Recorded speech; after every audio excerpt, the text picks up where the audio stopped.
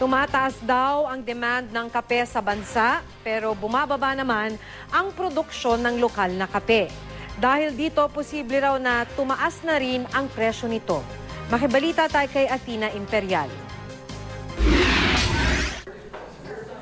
Nauna nang nagsipagtaasan ang presyo ng mga pagkain kadalasan nating inihahain tuwing almusal.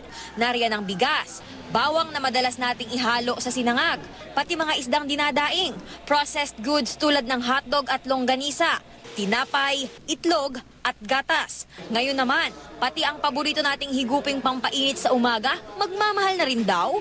Babala ng Philippine Coffee Board, posibleng tumaas ang brewed at instant coffee.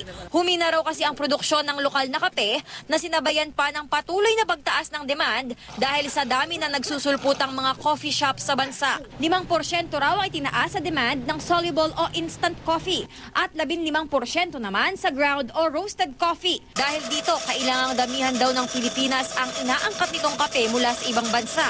Ang lokal na produksyon ng kape, kadalasang umaabot lang sa 30,000 metric tons kada taon.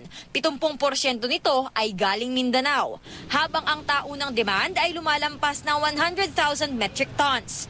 Sa ngayon, 95 pesos hanggang 110 pesos ang presyo ng green coffee beans, depende sa klase at laki ng mga ito. Ang local roasted at ground coffee naman, umaabot sa 300 pesos hanggang 350 pesos ang bentahan sa mga supermarket.